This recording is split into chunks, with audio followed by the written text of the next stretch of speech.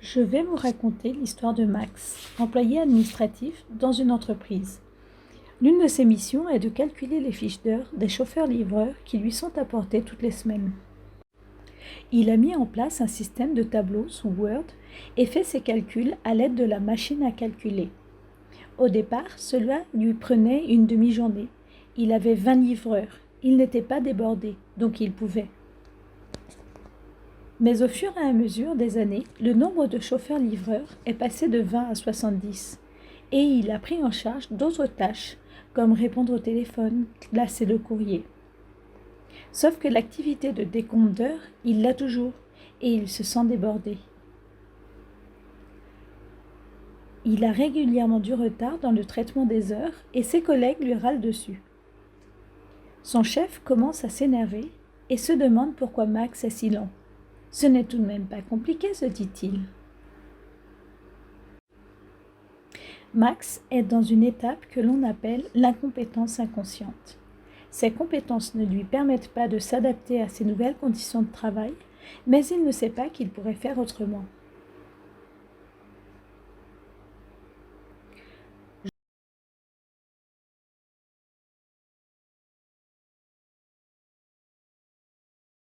Je ne sais pas que je ne sais pas. Cette étape se situe juste avant que l'on fasse le premier essai. On ne sait pas faire, mais on ne s'en soucie pas. Première situation, nous ne nous posons pas la question de faire une activité mieux ou différemment. Nous la faisons. Nous ne sommes pas conscients que nous pourrions être plus efficaces pour réaliser une action ou une mission. Deuxième possibilité, l'activité en question ne rentre pas dans le champ de notre attention. Elle ne représente rien pour nous. La formation n'apparaît donc pas clairement comme une nécessité. Sans nécessité, le salarié risque de ne pas être motivé par sa formation. L'un des collègues de Max lui demande un jour comment il fait pour s'organiser comme ça, et Max lui décrit sa façon de travailler. « Tu ne connais pas Excel ? Tu ne sais pas que tu peux gagner du temps en faisant de façon automatique tes calculs ?» Max commence par rejeter l'idée. « J'ai toujours fait comme ça. Pourquoi changerais-je » Lors d'un entretien professionnel, quelques semaines plus tard, son chef lui demande s'il connaît Excel et il lui indique qu'il va l'inscrire à un stage de formation. Max débute sa formation et découvre un monde qu'il ne soupçonnait pas. Il s'inquiète, il n'est pas très à l'aise avec l'idée de faire autrement.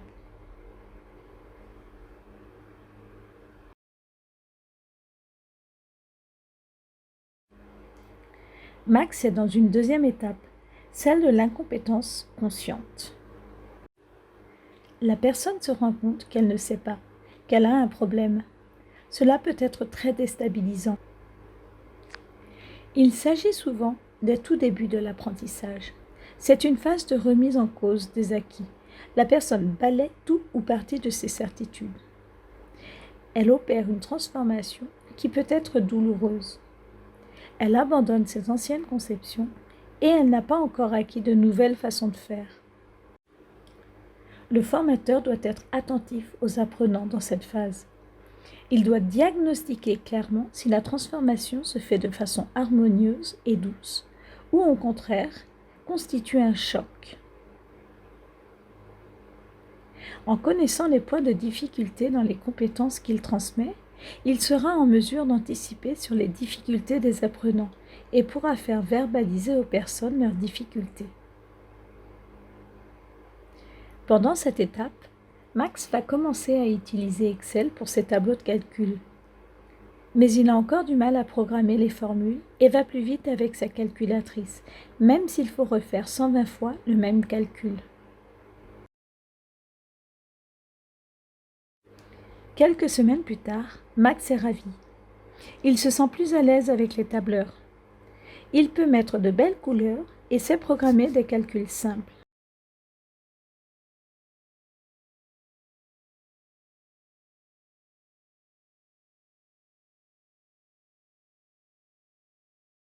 Il ne le fait pas encore les yeux fermés, et dès qu'une chose imprévue survient, il panique. Mais en suivant pas à pas les formules de calcul présentées par le formateur, En général, il y arrive. Je sais que je sais, mais je ne suis pas encore suffisamment à l'aise pour m'écarter du chemin tout droit que le formateur m'a tracé, se dit-il. Il est dans une phase de compétence consciente. C'est le moment où l'on est capable de mettre en œuvre les techniques que l'on a acquises, mais on doit constamment penser à notre cours, nos fiches, ce que nous a dit le formateur pour ne pas s'éloigner des techniques et ne pas se tromper. C'est une étape où l'on est encore fragile et le doute peut survenir à tout moment. Parfois, on peut redescendre à l'étape 2 parce qu'une nouvelle difficulté s'ajoute. C'est surtout une étape pendant laquelle le formateur doit mettre en valeur les réussites et remédier aux difficultés d'apprentissage. À force de travail et d'essais, Max sait programmer lui-même ses calculs. Il est plus à l'aise dans les tableaux.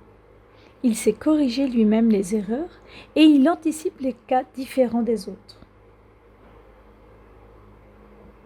Il se sent fier et il a même proposé aux collègues d'un autre service de leur faire un tableau sur Excel pour gérer la billetterie du comité d'entreprise. Max est maintenant dans la 4e et dernière étape de son apprentissage, la compétence inconsciente. C'est le moment où l'on maîtrise des techniques. On fait les activités sans plus y prendre conscience. On est capable de résoudre les difficultés qui se posent et parfois de les anticiper. On prend les bonnes décisions sans même y penser.